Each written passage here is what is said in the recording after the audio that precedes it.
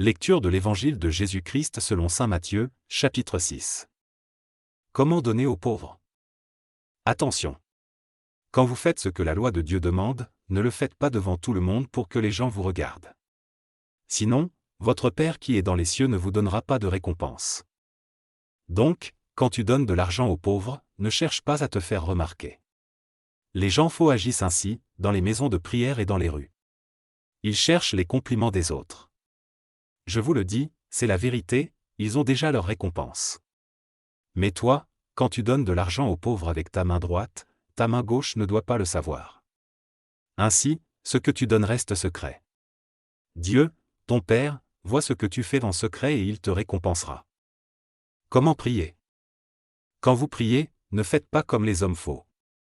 Ils aiment prier debout, dans les maisons de prière et au coin des rues, pour que tout le monde les voie.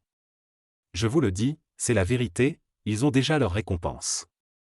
Mais toi, quand tu veux prier, va dans la pièce la plus cachée de la maison.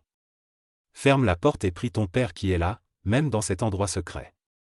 Ton Père voit ce que tu fais en secret et il te récompensera.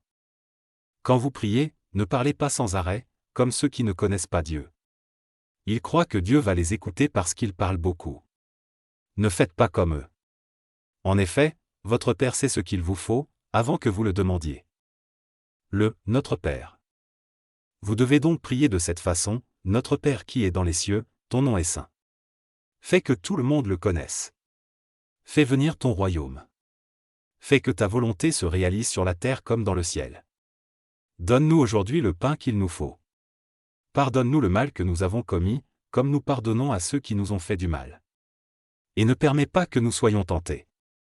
Mais libère-nous de l'esprit du mal. En effet, si vous pardonnez leurs fautes aux autres, votre Père qui est dans les cieux vous pardonnera aussi.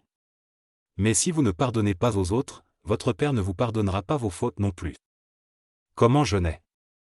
Quand vous jeûnez, ne prenez pas un air triste comme les gens faux. Ils changent de visage, pour que tout le monde voie qu'ils jeûnent. Je vous le dis, c'est la vérité, ils ont déjà leur récompense. Mais toi, quand tu jeûnes, lave-toi le visage et parfume-toi la tête. Ainsi, tu ne montreras pas aux autres que tu jeûnes. Mais ton Père le verra, lui qui est là dans cet endroit secret.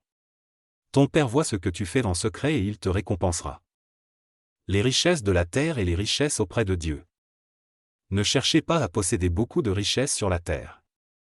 Là, les insectes et la rouille détruisent tout. Les voleurs entrent dans les maisons et ils volent.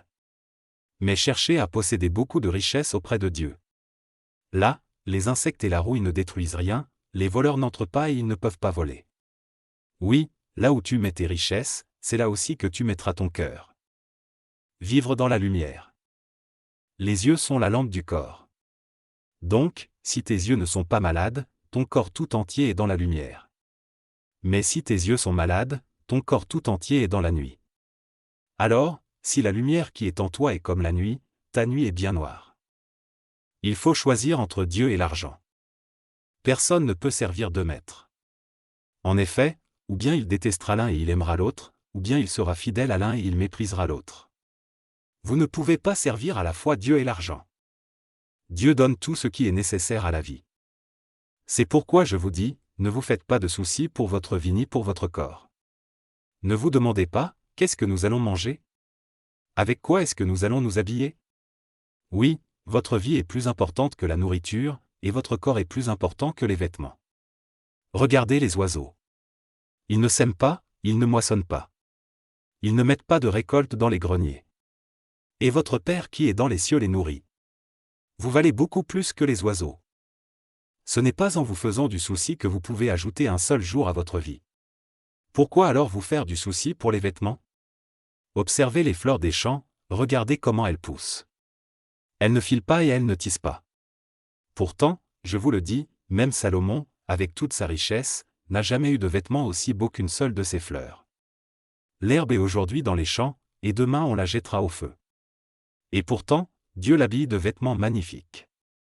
Vous qui n'avez pas beaucoup de foi, vous pouvez être sûr d'une chose, Dieu en fera au moins autant pour vous.